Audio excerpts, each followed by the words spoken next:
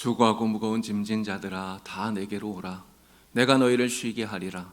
나는 마음이 온유하고 겸손하니 나의 멍에를 메고 내게 배우라. 그리하면 너희 마음이 쉼을 얻으리니 하나님은 영이시니 예배하는 자가 영과 진리로 예배할지니라. 아멘.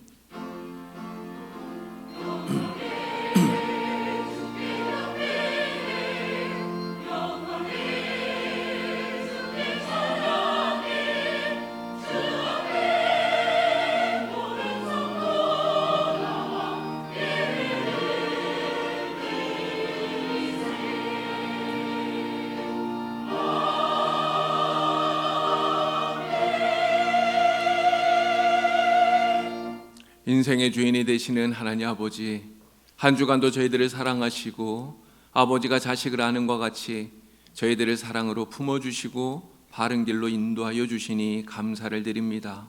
죄로 인하여 죽을 수밖에 없던 저희들이었지만 예수님의 십자가 공로로 인하여 구원받고 새 사람이 되었으니 하나님의 한없는 사랑의 영광과 찬양을 드리옵나이다.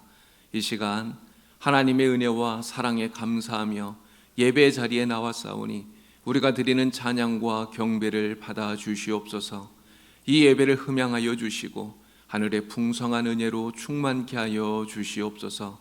예수님의 이름으로 기원하옵나이다. 아멘.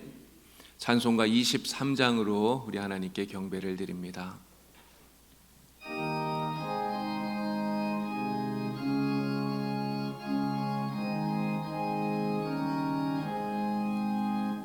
만입이 내게 있으면 그 입 닦아지고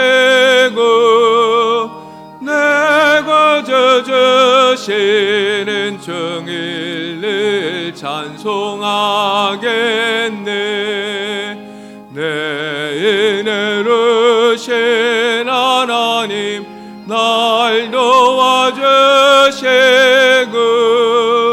극하신 영광 널리 펴달게 하소서. 내 주의 귀한 이름이 날 위로하시고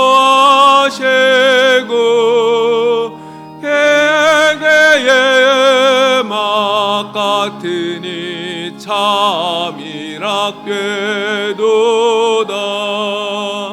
내 죄의 권세 깨뜨려 그 결박 푸시고 해초한 마음을 비로소 고정케 하셨네.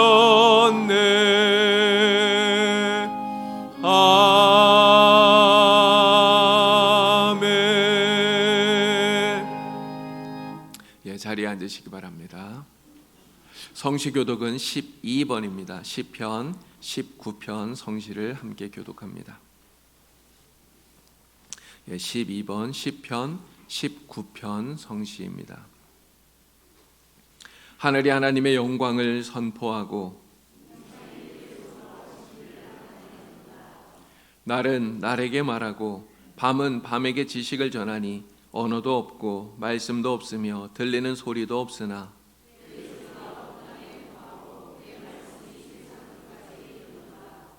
여호와의 율법은 완전하여 영혼을 소성시키며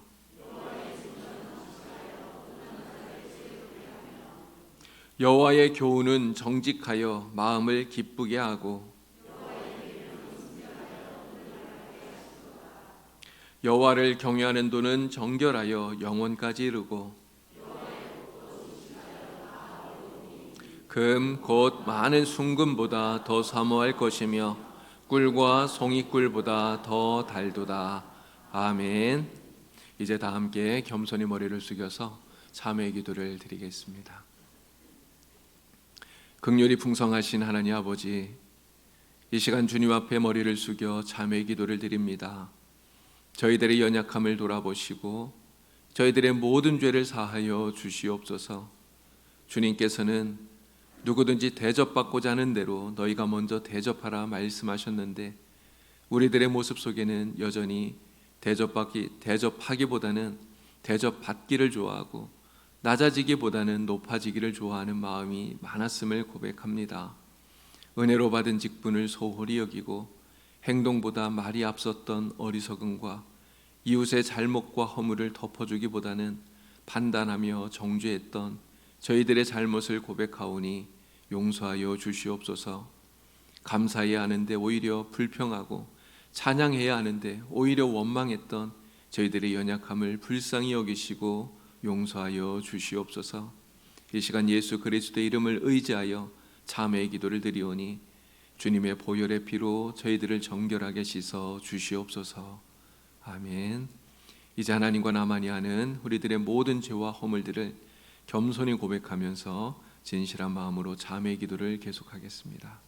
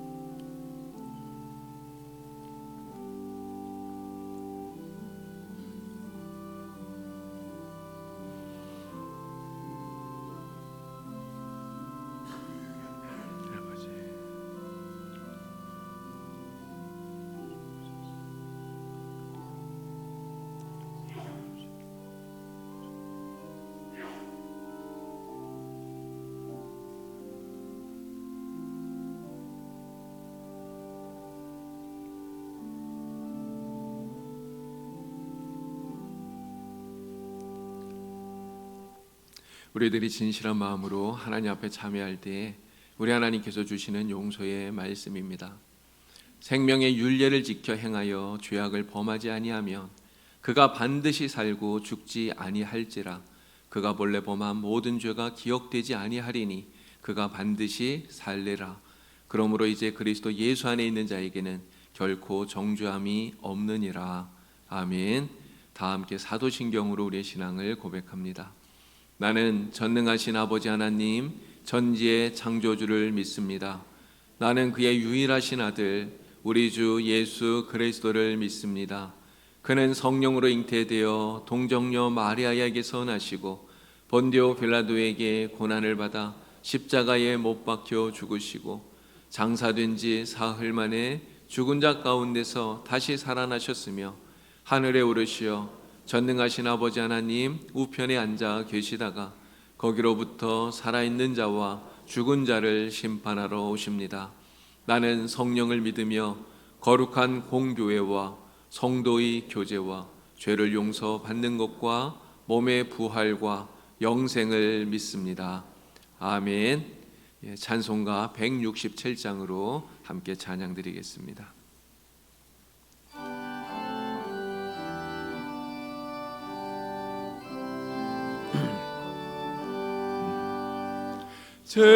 즐겁도다 이날 세세에 할 말 사망 원세 깨고 하늘이 열려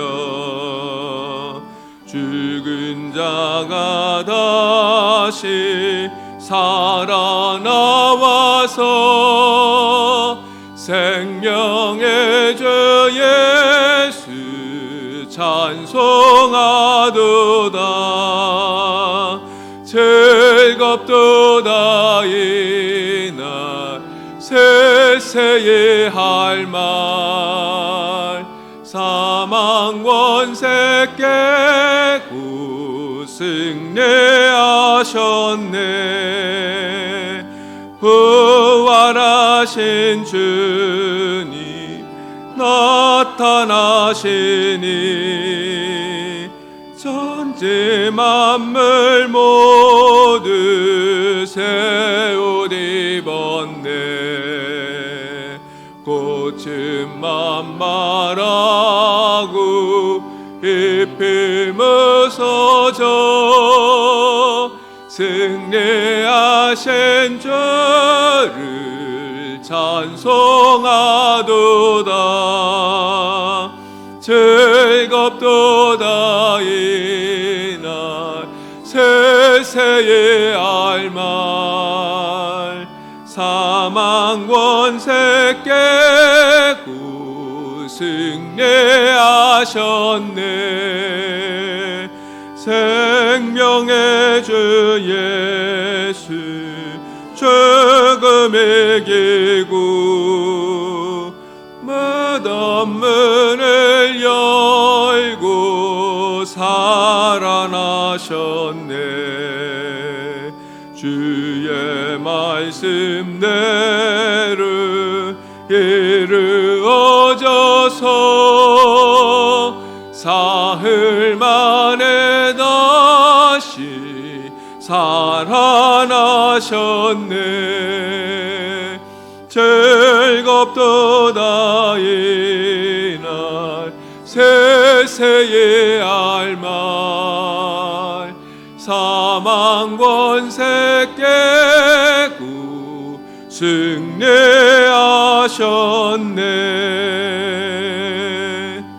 아멘.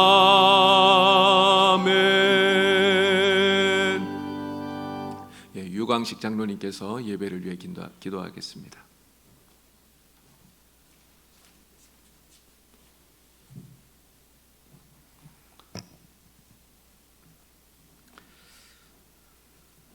다 함께 기도드리겠습니다. 하나님 아버지, 거룩하신 이름을 높이 찬양을 드립니다. 지난 한 주간도 은혜 가운데 지내게 하시고 주님의 날, 주님의 성전으로 인도하여 주셔서 이렇게 저희들 마음을 모아 예배를 드릴 수 있도록 인도해 주셔서 참으로 감사합니다. 올상 예배로 5월의 시간을 시작해 하셨는데 오늘 4번째 주일을 지키면서 저희들 이 모습 이대로 주님 앞에 고개를 숙였습니다. 참 부족하고 연약합니다. 저희들 불쌍히 여기시고 긍휼을 베풀어 주시옵소서. 지난 시간을 잠시 돌아봅니다. 분주한 삶 속에서 주님의 십자가를 바라보지 못했고 말씀 안에 든든히 서지를 못했습니다. 5월의 첫날 시편 1편의 말씀을 저희들에게 주셨습니다. 복 있는 사람은 악인의 꾀를 따르지 아니하며 죄인의 길에 서지 아니하며 오만한 자리에 앉지 아니하고 오직 여호와의 율법을 즐거워하며 그 율법을 주야로 묵상하는도다. 그는 시냇가에 심은 나무가 철을 따라 열매를 맺으며 그 잎사귀가 마르지 아니한 같으니 그가 하는 모든 일이 다 형통하리로다. 아멘. 하나님 아버지, 저희들 그리스도인으로 하나님의 사람으로 세상 가운데서 든든히 세워주셨고 또 믿음의 부유한 가정으로 세워주셔서 언제나 주님 안에서 하나님께 영광 돌리며 저희들이 삶이 형통한 삶으로 살아갈 수 있도록 우리 봉산재단의 온 성도님들의 귀한 삶으로 늘 인도하여 주시기를 간절히 바라옵고 기도드립니다. 하나님 아버지, 저희들 주님의 몸된 교회를 섬기면서 서로 사랑하며 아름다운 성도의 교제를 나누며 우리의 맡겨주신 사명을 잘 감당케 하시어 우리 봉산재단이 부흥하는 데 앞장설 수 있는 신실한 주의 일꾼들로 세워지는 은혜가 있게 하여 주시옵소서. 57년 전 하나님의 몸된 교회를 이곳에 세우시고 여기까지 에베네셀 되게 하신 주님께 감사를 드립니다. 주님의 뜻이 계셔서 일찍 종들을 통해서 사회복지법인을 설립케 하시어 이웃과 지역사회를 섬기며 한 생명의 영혼을 구원하며 예수 사랑 실천하여 주님의 뜻을 온전히 이루어가는 구원의 방주가 되게 하시며 참 아름다운 교회로 기도하는 교회, 말씀이 살아 역사하는 행복한 재단이 되게 하여 주시옵소서. 하나님 아버지, 5월의 가정의 달로 지키면서 우리의 가정을 주 안에서 다시금 돌아보게 해주셔서 감사합니다. 우리 온 성도님들 가정마다 주님의 호주가 되어주시고 가정에 필요한 것을 넉넉히 채워주시며 가정의 평안을 주시고 화목케 하시며 가정의 자녀들이 늘 반가운 소식이 왕래하며 감사와 찬양이 끊어지지 않는 아름다운 가정, 행복한 믿음의 가정으로 세워주시고 가정마다 간구하는 기도에 응답받는 우리 봉산재단의 귀한 가정들로 든든히 서가는 은혜가 있게 하여 주시옵소서. 하나님 아버지, 특히 기도하옵기는 우리 봉산재단의 교육부에 산나 어린 유치부에서부터 아동부, 중고등부에 이르기까지 코로나19로 인하여서 오랜 시간 동안 주님 성전에 예배를 드리지 못했습니다. 우리 온 성도님들이 기도하는 가운데 이제 다음 주일부터 예배를 드리려고 합니다. 하나님께서 우리 학생들 꼭 사랑해 주셔서 한 생명이라도 실족지 않게 붙들어 주시고 또 그들을 위해서 기도하며 섬기는 우리 교사 선생님들 주 안에서 늘 든든히 세워 주시옵소서. 이 한 시간 단위에 세우신 목사님, 성령님 지켜 보호하여 주시고 말씀 선포하실 때 크신 은혜와 능력을 허락하심으로 말씀의 능력이 있게 하시어 듣는 우리의 마음이 변화시킬 수 있는 귀한 말씀 되게 하옵소서. 이 한 시간 시온 찬양대 찬양을 주님 기뻐 받아 주시옵시고 우리 모두 함께하는 은혜의 찬양 되게 하옵소서. 감사를 드렸고 우리 주 예수 그리스도의 이름으로 감사하며 기도드립니다. 아멘.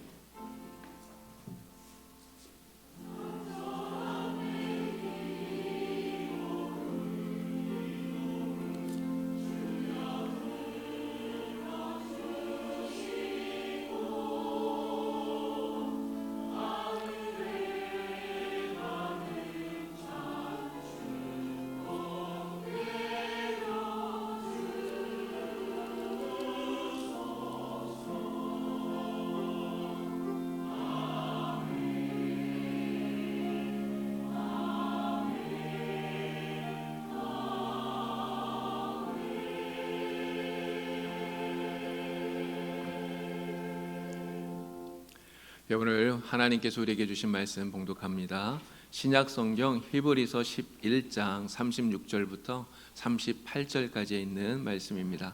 신약 성경 366쪽이고요.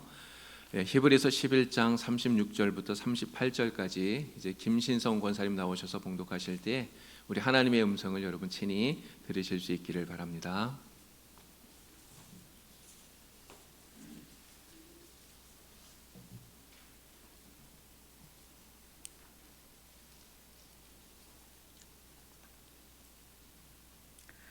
또 어떤 이들은 조롱과 채찍질 뿐 아니라 결박과 옥에 갇히는 시련도 받았으며 돌로 치는 것과 톱으로 캐는 것과 시험과 칼로 죽임을 당하고 양과 염소의 가죽을 입고 유리하여 궁핍과 환난과 학대를 받았으니 이런 사람은 세상에 감당하지 못하느니라. 그들이 강야와 상과 동물과 토굴에서 유리하느니라. 아멘.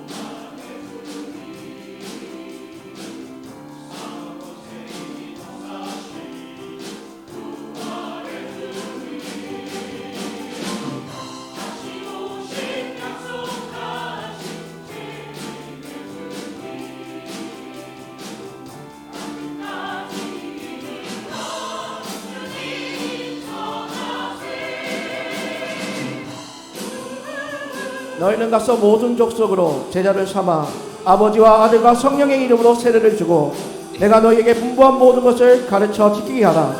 오직 성령이 너희에게 임하시면 너희가 권능을 받고 예루살렘과 온 유대와 사마리아와 땅끝까지 이르러 내 증인이 되리라. 볼지어다 내가 세상 끝날까지 너희와 항상 함께 있으리라.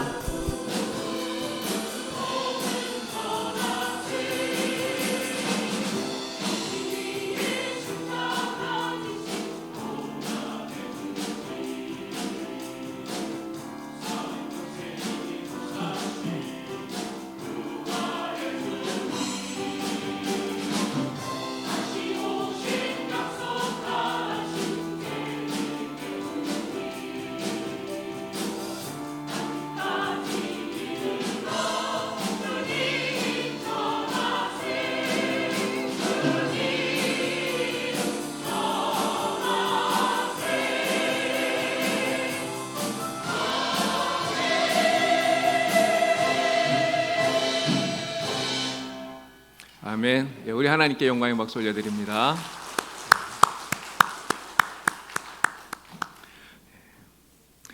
오늘도 이렇게 주일에 하나님 앞에 나오신 여러분들 모두에게 우리 하나님께서 큰 은혜를 주시기를 원합니다. 우리 옆에 계신 분들하고 같이 인사할까요? 큰 은혜 받으시길 바랍니다. 여러분 모두 큰 은혜 받으시고, 코로나로 인해서 우리가 어려움을 당하지만 그러나 믿음으로 이겨내는 큰 은혜 가운데 살아가시는 여러분들이 다 될 수 있기를 간절히 축복합니다.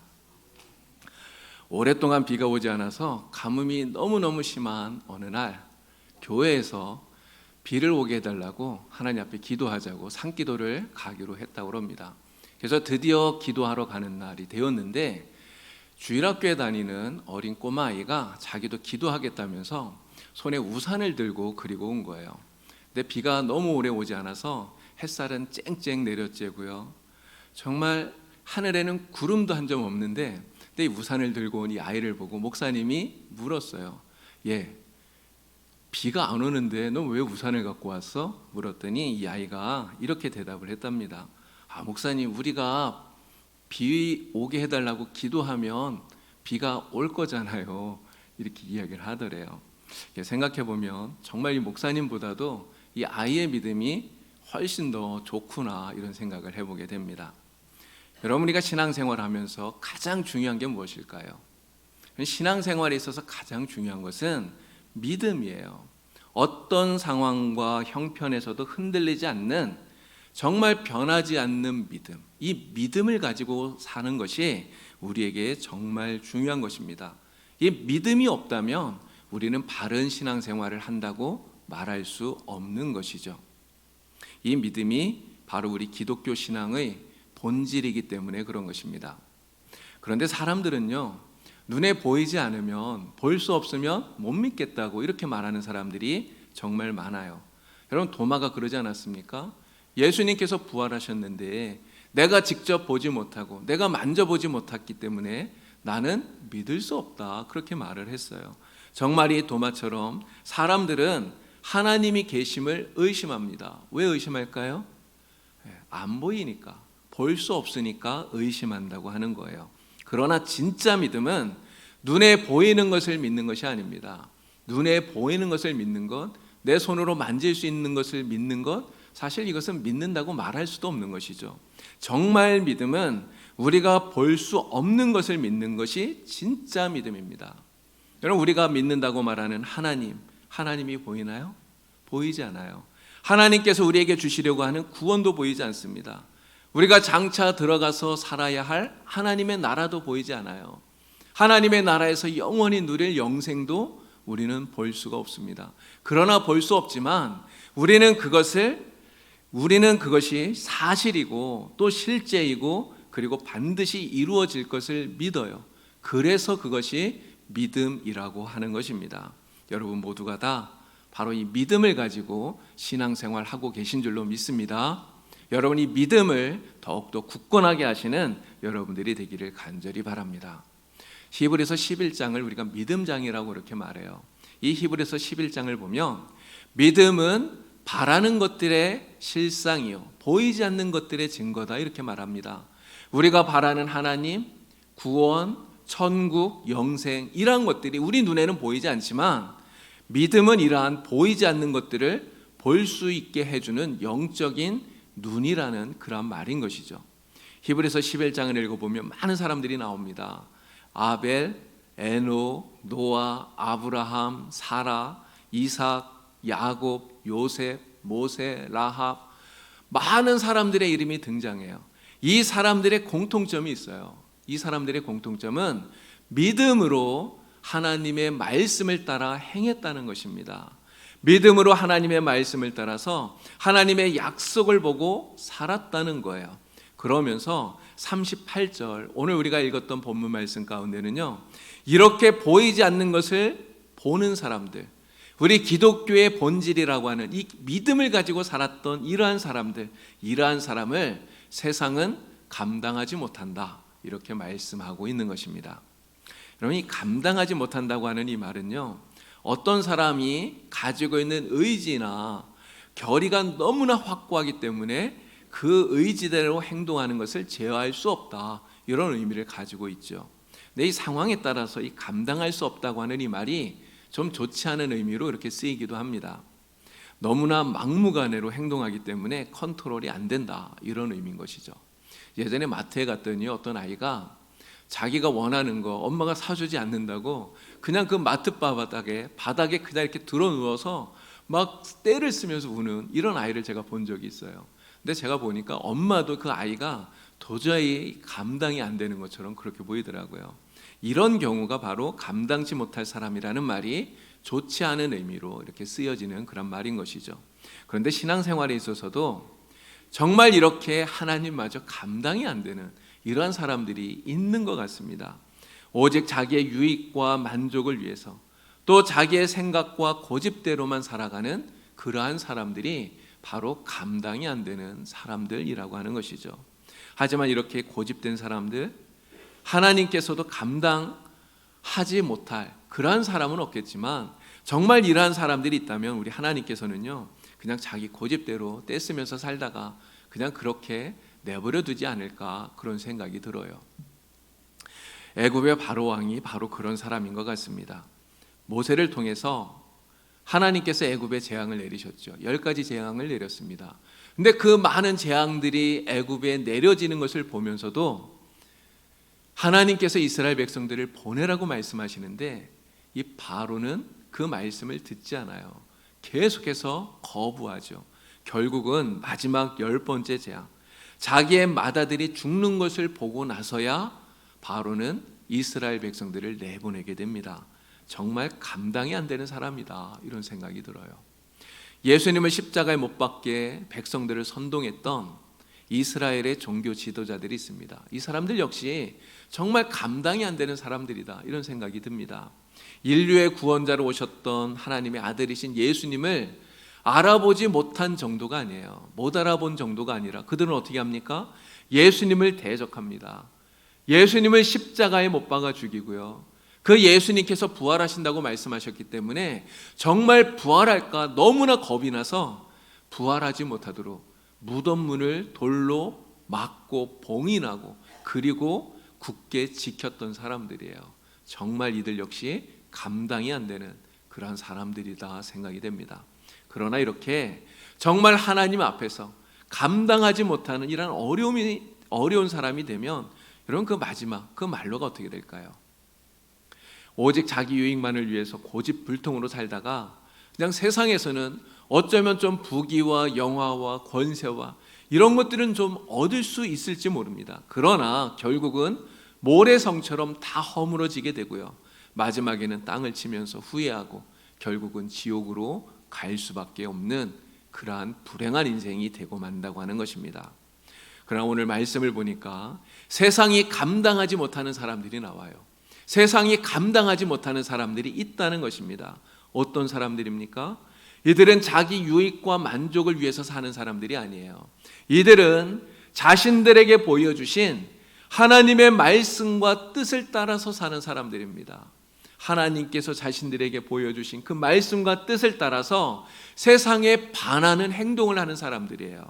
그것 때문에 세상으로부터 고난과 핍박을 받습니다.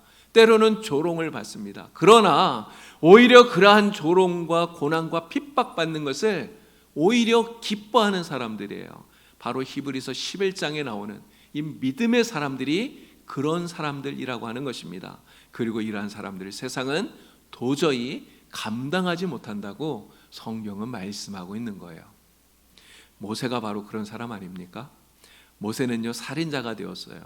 그래서 왕자로 살았던 애굽 그 왕실을 떠나야 했습니다. 그러나 그로부터 40년이 지난 후에 광야에서 하나님을 만났어요. 하나님께서 모세에게 사명을 주시지 않았습니까?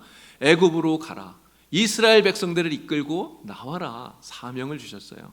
여러분, 모세가 그냥 자기 생각대로만 살았더라면 여러분, 모세가 애굽으로 돌아갔을까요? 절대로 모세는 애굽에 가지 않았을 겁니다. 그러나 하나님의 말씀에 순종해서 믿음으로 애굽으로 갑니다. 그리고 바로 앞에 서서 이스라엘 백성을 내보내라고 외치는 거예요. 바로 하나님의 말씀을 따라서 애굽으로 돌아온 이 모세를 바로 왕은 감당할 수 없었다고 하는 그런 말씀입니다. 기드온 역시 그런 사람입니다. 여러분, 기드온은요, 이스라엘이 미디안에 의해서 압제를 당할 때 300명의 용사를 이끌고 일어나서 미디안을 물리쳤던 사람 아닙니까? 그러나 사실 기드온은 굉장히 열등감에 사로잡혀 있었던 사람이에요. 늘 생각하는 것이 우리 집안은 이스라엘의 집안 중에서도 가장 연약한 집안이야. 나는 우리 집에서도 가장 보잘것없는 사람이야. 늘 그렇게 생각하면서 살았던 사람이 기드온이에요. 그러나 하나님의 천사가 나타나서 기드온에게 하나님의 사명을 주셨을 때 기드온은 달라졌습니다. 그는 하나님의 약속을 믿고 하나님의 말씀을 듣고 말씀을 따라서 일어났다고 하는 거예요. 이렇게 하나님의 말씀을 따라서 일어선 이 기드온을 미디안 군대는 전혀 감당할 수 없었다고 하는 이야기입니다. 여러분, 다윗도 그렇죠. 들에서 양을 치던 목동이었던 다윗, 이세의 아들이었던 막내 아들인 이 다윗이 왕이 될 거라고 여러분 누가 생각했겠습니까? 아버지도 그렇게 생각을 못했어요. 형들도 그러한 생각을 전혀 하지 못했습니다. 여러분, 그에게 사무엘이 찾아와서 기름을 부었는데 그 이후에 어떤 일이 벌어졌습니까? 이 다윗이 조금 유명해지고 조금 힘을 얻기는 했지만 오히려 그것 때문에 사울에게 쫓겨다니면서 정말 10년 동안이나 고통당하는 그러한 세월을 보내야 했습니다. 그러나 다윗은 끝까지 하나님의 뜻을 따라서 하나님의 말씀 앞에서 겸손하게 살았던 사람이에요. 하나님의 약속을 믿고 하나님이 하신 그 약속이 이루어질 것을 믿고 끝까지 견뎠던 사람입니다. 이러한 다윗을 사울은 전혀 감당할 수 없었다는 말씀인 것이죠. 이처럼 세상에 하나님을 믿는 믿음의 사람들을 감당하지 못하고 그리고 믿음의 사람들이 마침내 승리하고 그리고 영광을 얻게 되는 이러한 이야기들 우리가 듣게 되면 정말 이 이야기들이 우리에게 은혜가 되고 감동이 되고 도전이 되는 것입니다. 그런데 여러분, 모든 믿음의 사람들이 언제나 이렇게 승리했을까요? 모든 믿음의 사람들이 언제나 이렇게 영광을 얻었던 것은 아닙니다. 때로는 승리와 영광이 아니라 오히려 세상에 의해서 고난을 당하고 고통을 당하고 그리고 심지어는 죽기까지 했다고 하는 이야기예요. 여러분, 이사야 선지자는요, 그 악한 유대왕 므낫세의 잘못을 지적을 합니다. 그 악행을 지적하죠. 그리고 하나님의 말씀을 전해요. 그런데 므낫세가 이 이사야 선지자에게 어떻게 합니까? 이사야 선지자를 통나무 속에 넣어놓군요. 그리고 톱으로 썰어서 이사야 선지자를 끔찍하게 죽였던 거예요. 오늘 37절 말씀에 보면 톱으로 켜서 죽인 사람 이야기가 나옵니다. 그가 바로 이사야라고 하는 것이죠. 초대교회 7집사 가운데 한 사람이었던 스데반. 이런 스데반은 어떻게 죽었습니까? 복음을 전하다가 하나님의 말씀을 전하다가 사람들이 던지는 돌에 맞아서 초대교회 최초의 순교자가 되었던 거예요. 베드로는 로마에서 거꾸로 십자가에 달려 죽었죠. 베드로뿐만 아니라 모든 제자들이 복음을 전하다가 다 순교했습니다. 이런 제자들만 순교했나요? 그렇지 않습니다. 예수님도 마찬가지 아닙니까? 30세에 공생의 사역을 시작하셨는데 단 3년이 지난 후에 예수님 어떻게 되었습니까? 십자가에서 그 끔찍한 고난을 당하시고 죽임을 당하신 것이죠. 세상적인 관점에서 본다면요, 죽음은 승리하는 것이 아니에요. 죽는다는 것은 오히려 실패하는 것처럼 보여집니다. 그들을 죽인 세상이 이긴 것 같아요. 죽임을 당한 믿음의 사람들이 실패한 것 같습니다. 그러나 오늘 성경은 분명히 말씀하는 겁니다. 세상은 그들을 핍박하고 그들의 몸은 죽였지만 그러나 세상은 그들을 감당할 수 없었다고 말하고 있어요. 세상은 그들을 감당하지 못했다는 것입니다. 왜 그렇습니까? 세상은 그들의 몸은 죽일 수 있었지만 그들의 영혼을 죽일 수 없었기 때문에 그런 것입니다. 스데반은 사람들이 던지는 돌에 맞아서 죽었어요. 그러면서 오히려 자신에게 돌을 던지는 사람들을 용서하죠. 여러분, 누가 이긴 것이죠? 세상이 이긴 것입니까? 아닙니다. 오히려 스데반이 돌에 맞아 죽어가는 그 스데반이 세상을 이기고 승리한 것입니다. 세상은 그를 죽였지만 세상은 그를 감당할 수 없었던 것이죠. 여러분, 이렇게 세상이 도저히 감당해내지 못하는 그들의 믿음, 도대체 그들은 어떤 믿음을 가졌기에 이렇게 세상이 감당하지 못하는 이러한 믿음의 사람이 된 것일까? 오늘 우리가 깊이 생각해 보아야 됩니다. 그들이 가졌던 믿음, 그 믿음이 과연 어떤 믿음일까? 오늘 나의 믿음이 바로 그러한 믿음이 되어야 된다고 하는 것입니다. 오늘 우리 히브리서 11장 16절에 있는 말씀을 같이 한번 읽어보도록 하겠습니다. 자, 히브리서 11장 16절입니다. 16절 말씀. 자, 우리 다 같이 함께 읽겠습니다. 그들이 이제는 더 나은 본향을 사모하니 곧 하늘에 있는 것이라. 이러므로 하나님이 그들의 하나님이라 일컬음 받으심을 부끄러워하지 아니하시고 그들을 위하여 한 성을 예비하셨느니라. 아멘. 자, 이 말씀을 보니까 세상이 감당하지 못하는 이들이 가졌던 믿음, 그 믿음이 무엇인지를 말합니다. 바로 더 나은 본향을 사모하는 믿음, 이것이 바로 세상이 감당하지 못하는 히브리서 11장에 나오는 이 믿음의 사람들이 가졌던 믿음이라고 말씀하는 것입니다. 더 나은 본향을 사모하는 믿음, 바로 하나님 나라의 최고의 가치를 두고 그것을 소망하는 믿음을 말하는 것입니다. 바로 이러한 사람들이 세상이 감당치 못하는 사람이에요. 38절에서 이러한 사람은 세상이 감당치 못한다 말하지 않습니까? 근데 이 세상이 감당치 못하느니라 라는 이 38절 말씀을요, 다른 성경들에서는 좀 다르게 번역을 했더라고요. 공동 번역을 보니까 이렇게 말합니다. 이런 사람들에게는 세상이 살만한 곳이 되지 못했다, 이렇게 번역을 했어요. 근데 영어 성경 가운데 NIV 성경에서는 이 말씀을 이렇게 번역합니다. 세상은 그들에게 아무런 가치가 없었다, 이렇게 번역을 해요. 여러분, 11장에 등장하는 이 믿음의 사람들은요, 그들이 살던 그 세상을 가치 없는 곳으로 여겼다, 이러한 의미의 말씀이라고 하는 것입니다. 여러분, 이 사람들은 왜 세상을 가치 없는 것이라고 이렇게 여겼을까요? 그것은 16절의 말씀에 답이 있는 거예요. 바로 이 세상보다 더 가치 있는 다른 것, 바로 본향인 하나님의 나라, 그 하나님의 나라를 더 가치 있게 여기고 더 소중하게 여겼기 때문에 지금 우리가 살고 있는 이 세상은 가치 없는 것으로 여겼다고 하는 것입니다. 여러분, 우리가 여행을 하는 중에요, 정말 시설이 좋은 7성급 호텔에서 묵었다고 여러분 생각을 한번 해보십시오. 어쩌면 우리는 정말 시설 좋다, 이런 데서 영원히 평생 살면 좋겠다, 이렇게 생각할 수도 있습니다. 그러나 아무리 화려하고 좋은 곳이라 해도 그것은 영원히 살 곳이 아니에요. 그저 여행 중에 잠시 머물렀다 지나가는 곳일 뿐인 것이죠.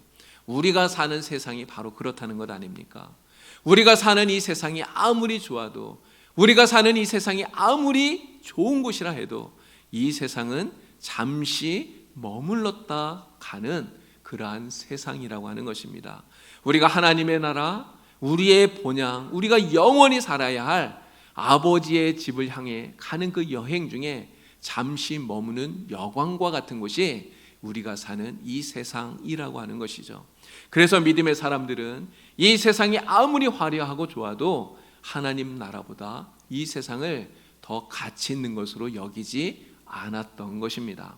히브리서 11장의 이 믿음의 사람들은 모두가 다 하나님 나라에서의 영생이 이 땅에서의 삶보다 더 가치 있고 소중한 거라는 것을 알고 믿었기 때문에 본향을 사모하는 그 믿음으로 그들은 어떠한 고난이 와도, 어떠한 환난이 와도 그것을 마다하지 않았던 것이죠.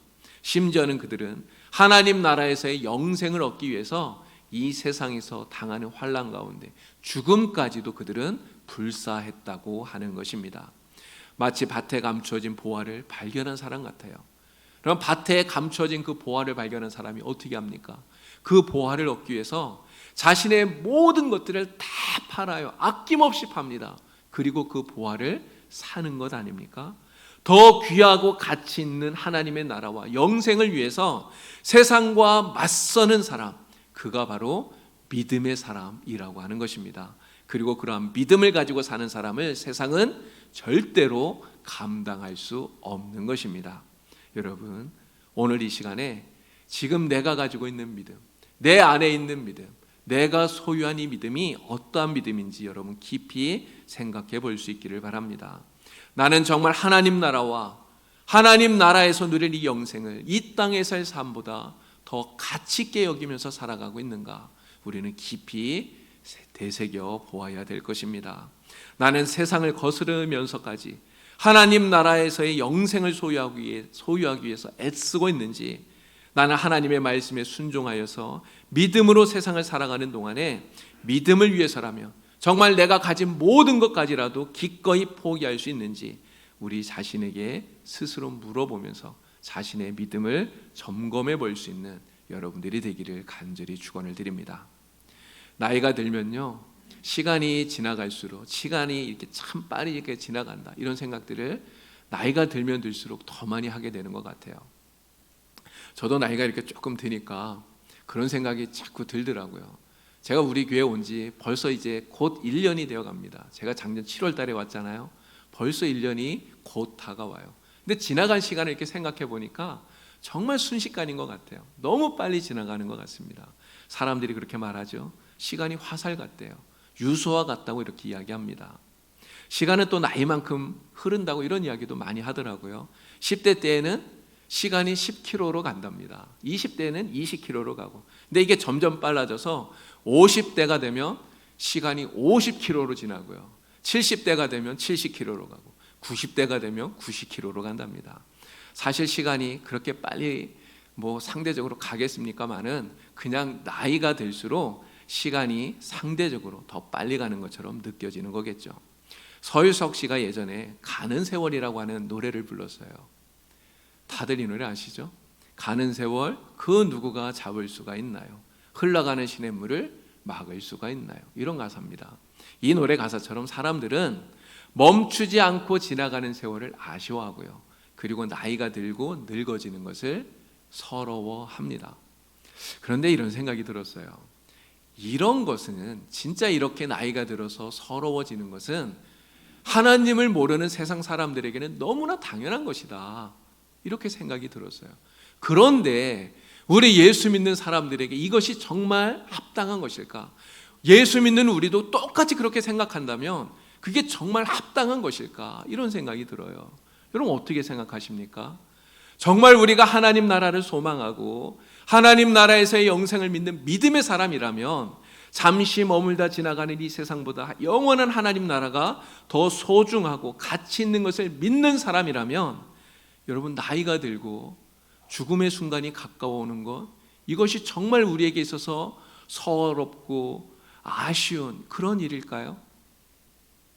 오히려 시간이 지날수록요, 우리가 흰머리가 늘어나고 그렇게 될수록 하나님의 나라가 내게 더 가까워지고 있다고 하는 것 때문에, 하나님 나라에서 영생을 누릴 날이 점점 더 가까워온다고 하는 그 사실 때문에 오히려 우리는 더 기뻐해야 되고 더 감사해야 되고, 오히려 그 기대와 소망으로 우리의 가슴이 더 벅차올라야 그래야 마땅한 것 아닐까요?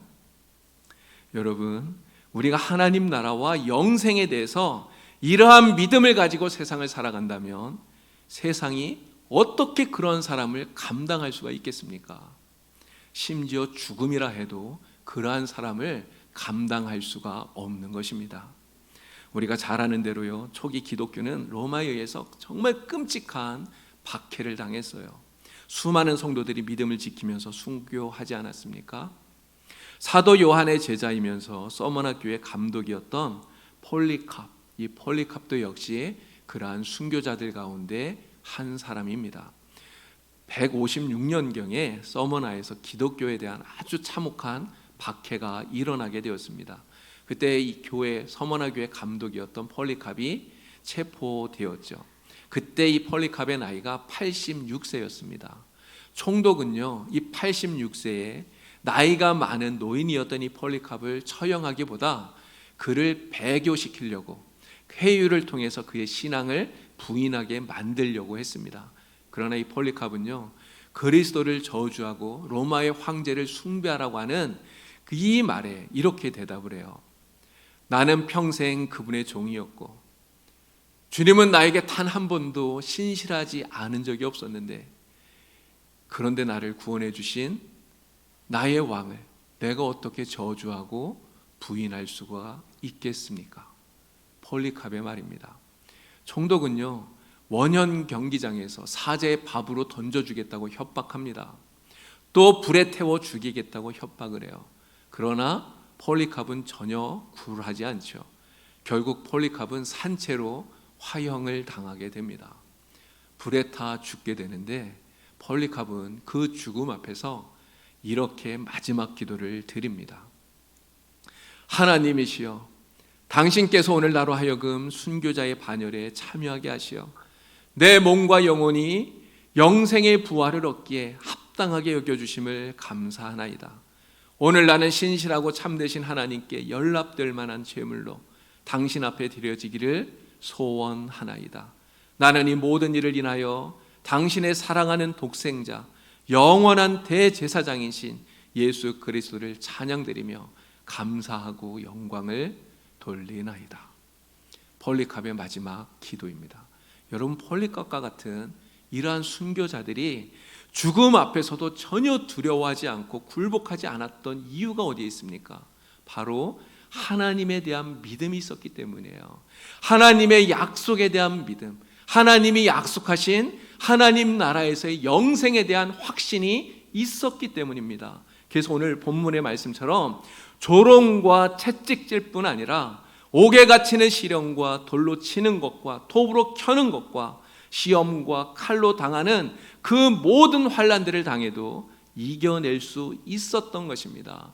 오직 예수 그리스도를 통해서 우리 예수님이 주시고 약속해 주시는 하나님 나라의 영생에 대한 확실한 믿음을 가지고 살았기 때문에 그들은 이러한 어려움과 환난을 심지어 죽음까지도 이겨낼 수 있었던 것입니다. 여러분, 오늘 우리가 믿음을 가지고 산다는 것이 무슨 의미일까요?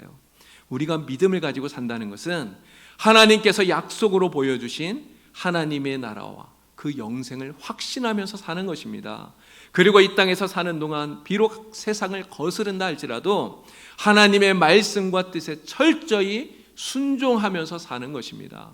그리고 잠시 머물다 지나가는 이 세상에 미련을 두지 않고 이 땅에서의 삶이 다 지난 후에는 하나님의 나라에서 우리를 위해 예배해 두신 하나님의 나라에서 영생을 누리면서 확신하는 것이 믿음으로 사는 것입니다. 그리고 그 믿음을 주시는 예수 그리스도, 오직 예수님만 바라보면서 예수님을 향해서 온전히 걸어가는, 정진하는 이것이 바로 믿음으로 사는 것이고요.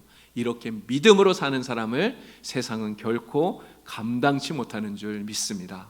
우리 봉산교회 모든 성도님들은 모두가 다 하나님께서 약속하신 더 나은 본향을 사모하는 이러한 굳센 믿음을 가지고 사시기를 바랍니다. 언제나 하나님 편에 서셔서 담대하게 살아감으로 세상이 감당하지 못하는 믿음의 사람으로 승리할 수 있기를 우리 주님의 이름으로 간절히 축원을 드립니다. 하나님, 부족한 저희들에게 믿음을 주시니 감사합니다. 믿음의 선진들이 가졌던 그 믿음이 오늘 우리들에게 있게 하여 주시고 오직 하나님 나라와 주님 주시는 영생을 바라보고 소망하면서 하루하루를 담대히 살아가도록 인도하여 주시옵소서. 세상에 어떠한 고난과 환난이 있더라도 믿음을 포기하지 않고 오직 예수님만 바라보고 달려가게 하여 주셔서 세상이 감당하지 못하는 굳센 믿음의 사람들로 승리할 수 있도록 저희들을 도와주시옵소서. 예수님의 이름으로 기도하옵나이다. 아멘.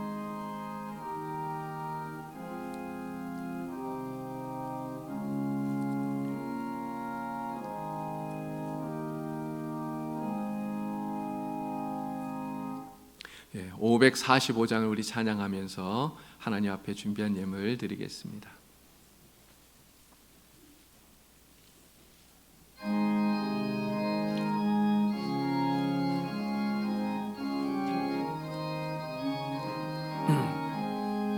이는 내 아무진 관이 베어든 믿음만을 가지고서 늘 걸으며 이 귀에 아무 소리 아니 들려도 하나님의 약속의 예설이라 걸어가세 믿음 위에 서서 나가세 나가세 의심 버리고 걸어가세 믿음 위에 서서 눈과 귀에 아무 증거 없어도 이 눈을 보기에는 어떠하든지 이미 얻은 증거대로 늘 믿으며 이 맘에 의심 없이 살아갈 때에 우리 소원 주 안에서 이루리 걸어가세 믿음이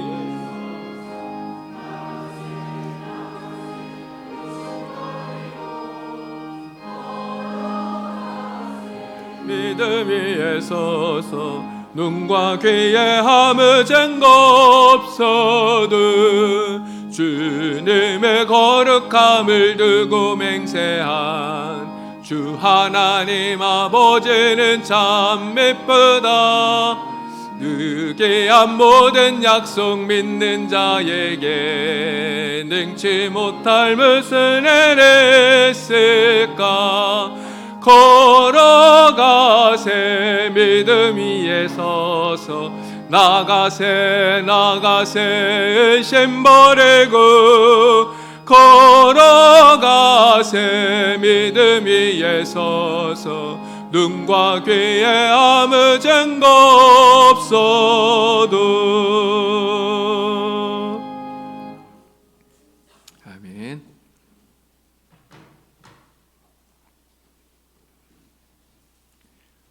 기도드리겠습니다.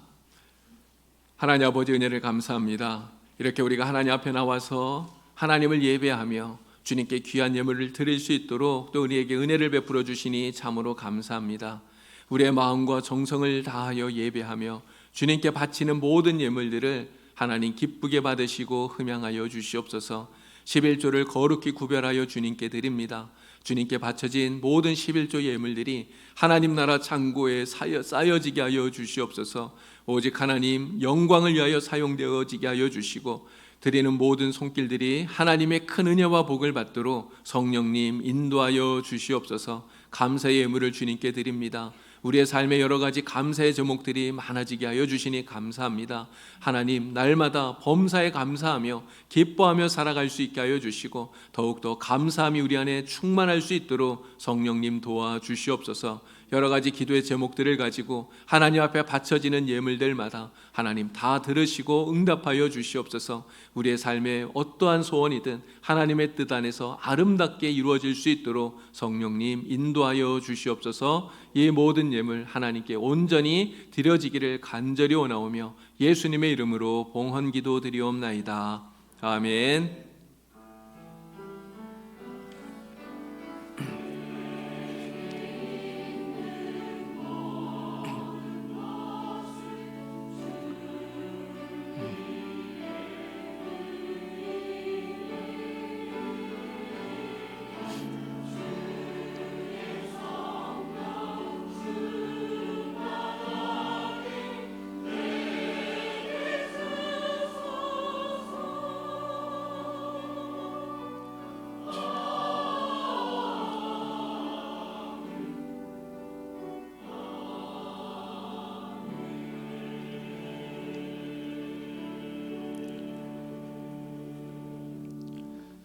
교회 소식을 말씀드리겠습니다. 여러분 주보를 참고하시기 바랍니다.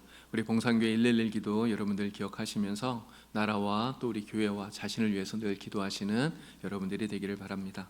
오늘 주일 오후 예배는 연합 구역 예배로 드리겠습니다. 여러분들 구역별로 또 참여해 주시고 오늘 5교구에서 찬양하는데 잘 준비하셔서 또 하나님께 영광 돌릴 수 있기를 바랍니다. 다음 주일은 성령 강림 주일입니다. 우리 총회에서 다음 주일을요 우리 교회 예배 회복의 날로 이렇게 정해서 모든 교회에서 예배를 회복하자 이렇게 이야기를 합니다. 우리 교회는 이미 이렇게 모여서 이제 예배를 드리고 있는데 우리 모든 예배가 온전히 회복되어질 수 있도록 여러분 기도해 주시고, 특별히 우리 주일학교 예배를 위해서 여러분 기도 많이 해주시길 바랍니다. 우리 다음 주일부터 유치부 또 아동부 중고등부 예배를 다시 재개합니다. 물론 여러 가지 우리가 걱정되는 그런 상황도 있지만 그러나 믿음을 가지고 우리가 예배를 시작합니다. 하나님께서 도와주셔서 아무런 어려움 없이 우리가 예배할 수 있도록 여러분들 기도해 주시길 바랍니다. 다음 주일에는 당회가 있습니다. 오늘 점심 식사를 이제 오늘부터 준비를 하는데요. 우리 코로나 감염 예방을 위해서 우리 식당에 가시면 그 식탁에 이렇게 지그재그로 앉을 수 있도록 표시를 해놓았습니다. 그래서 이렇게 자리에 앉지 않도록 표시해 놓은 데는 여러분 앉지 마시고, 그래서 이렇게 서로 마주보고 식사하지 않도록 하시면 좋겠습니다. 우리 어르신들부터 먼저 가셔서 식사를 하시고요. 그리고 천천히 이렇게 질서를 지키셔서 식사하시면 감사하겠습니다. 신앙서적 돌려읽기 1층 카페에 지금 하고 있습니다. 여러분 그 책 자유롭게 가지고 가셔서 한 2주 정도 이렇게 읽으시고 반납하시면 되겠습니다. 많이 참여해 주시기를 바라고요. 또 1층 카페에 보면 그 사랑의 쿠폰이라는 게 있어요.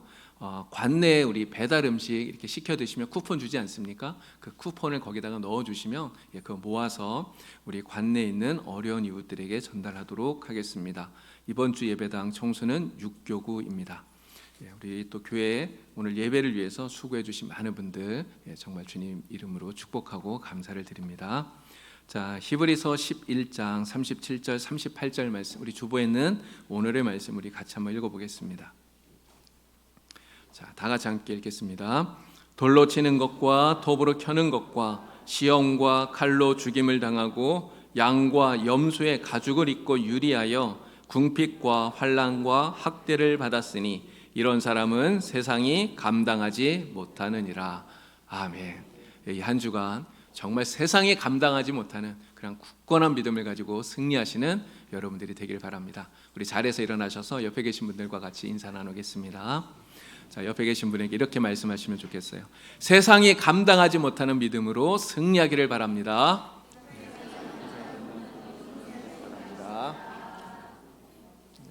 여러분 모두 다 세상에 감당하지 못하는 믿음으로 승리하실 수 있기를 바랍니다. 함께 찬양 드리고 예배를 마치겠습니다.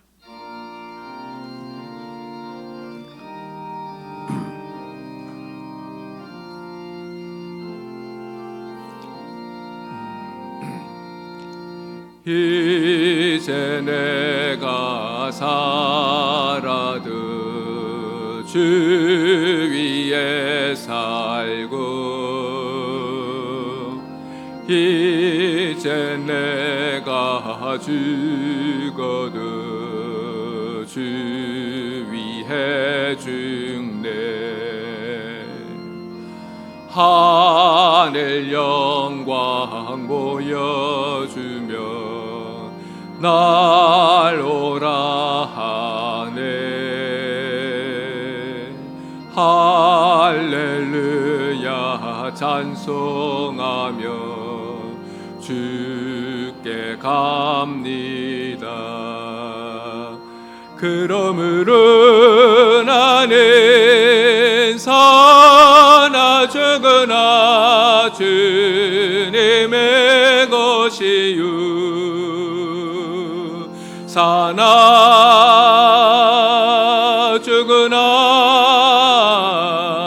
사나 죽으나 날 외에 벨레시 내 주님의 것이요. 이제 내가 떠나도 저 천국 가고 이제 내가 있어도 주 위에 있네. 우리 예수 찬송하며 나는 가겠네. 천군 천사 나 밟으며 마중 나오네. 그러므로 나는 사나 죽으나 주님의 것이요 사나 죽으나 사나 죽으나 날 외에 베일리신 내 주님의 것이요 그러므로 나는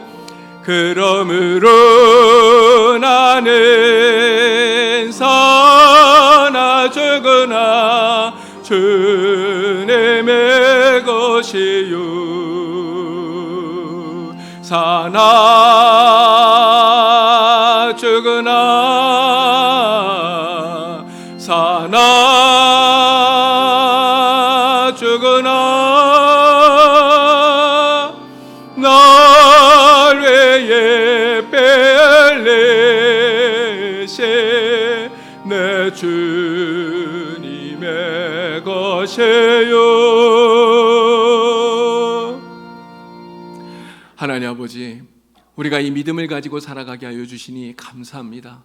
우리는 사나 죽으나 주님의 것임을 확신합니다. 이 세상에 미련을 갖는 것이 아니라 하나님 나라의 소망을 두고 더 나은 본향을 사모하면서 하나님, 우리에게 어떠한 어려움이 있더라도 믿음으로 이겨내고 극복할 수 있는 세상이 감당하지 못하는 굳건한 믿음의 사람들로 우리가 살아갈 수 있도록 성령님 인도하여 주시옵소서. 이러한 다짐과 결단을 가지고 이제 이 세상 가운데로 걸어나가는 주의 성도들 머리 위에 우리 주 예수 그리스도의 은혜와 하나님 아버지의 크신 사랑하심과 성령님의 도우시며 교통하심이 이제와 영원토록 함께하여 주시옵기를 간절히 축원하옵나이다. 아멘.